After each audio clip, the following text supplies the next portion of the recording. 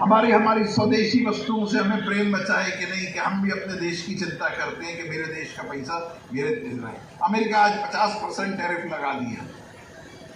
कहीं ना कहीं भारत में पिछले 20 साल में स्वदेशी का इतना बड़ा एक मार्केटिंग टीम खड़ी हो चुकी है कि वो देश में इस चीज का प्रचार प्रसार हो चुका है कि हमें स्वदेशी में रहना है।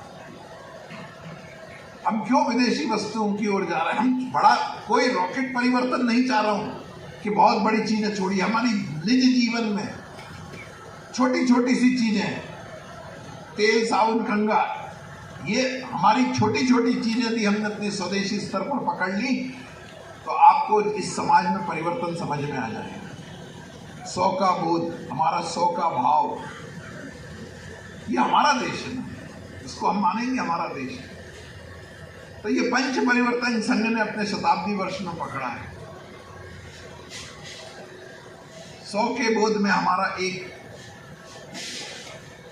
छोटा सा उदाहरण, अपनी वाणी को विराम देने से पूर्व एक छोटा सा उदाहरण, जापान में एक बार,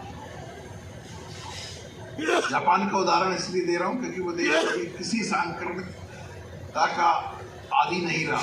उसने जो किया वो अपने दम पे किया, कभी वो गुलाम देश नहीं रहा। एक बार जापान में कुछ मजदूरों में और मालिकों के बीच में लड़ाई हुई, तो उन्होंने बोला कि हमें ये मजदूरों को अपनी कुछ ऐसी मांगें थी जो ऐसा लग रहा था कि हमारे मैनेजमेंट को सुनना चाहिए। तो उन्होंने बोला हम अनिश्चितकालीन हड़ताल पे जाएंगे। तो जूता बनाने की फैक्ट्री थी, तो उनसे बोला गया कि जापान में अभी आप हड़ताल पे जाओगे, अभी अभी अपना देश विश्व का सबसे बड़ा प्रलय हमारे पास आया, 2 एटम बम गिर गए, किस तरीके से आप नहीं जाओगे? तो उन्होंने बोला नहीं हम जाएंगे। तो वो जापान में वो एक जूता बनाने की फैक्ट्री में हड़ताल हुई। उन्होंने 3 दिन वो हड़ताल चली, 3 दिन उन्होंने एक पैर का जूता बनाया, और जब उनकी हड़ताल मानी गई उसके बाद उन्होंने अगले 3 दिन दूसरे पैर का जूता बनाया। तो वो जापान का जो उनका प्रतिवेदन, उस हड़ताल का प्रतिवेदन तैयार हुआ, उसमें ये बताया गया कि हमारा देश 6 दिन पीछे हो।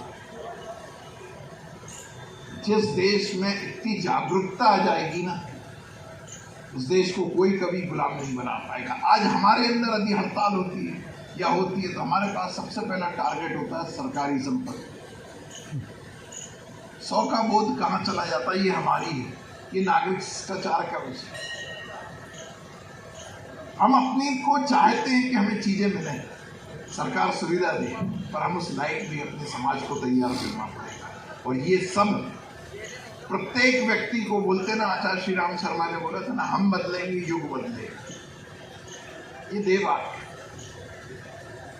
यदि हमने अपने अंदर परिवर्तनशील हम बने, हमने अपनी, नेपोलियन ने बोला था give me good mother's I will give you good citizens. हमें अच्छी माएँ दीजिए, हम देश को अच्छे नागरिक देंगे। तो ये तो घर के परिवार के संस्कार से ही देश खड़ा होगा। और ये छोटे लेवल पे हमें कार्यक्रम इसलिए कर रहे हैं कि हमने आपको फिर बताया कि आने वाले टाइम में जब बल संघर्ष होगा या जिस तरीके का भी देश के सामने और देश के आसपास माहौल चल रहा है, हमें हमारी निचली इकाइयों को मजबूत करना है। इस बात का ध्यान रखा जाए, पेड़ से पत्ता टूटेगा, पर इस बात का ध्यान रखा जाए कि उड़ के दूर ना जाए। भारत माता की जय। भारत माता की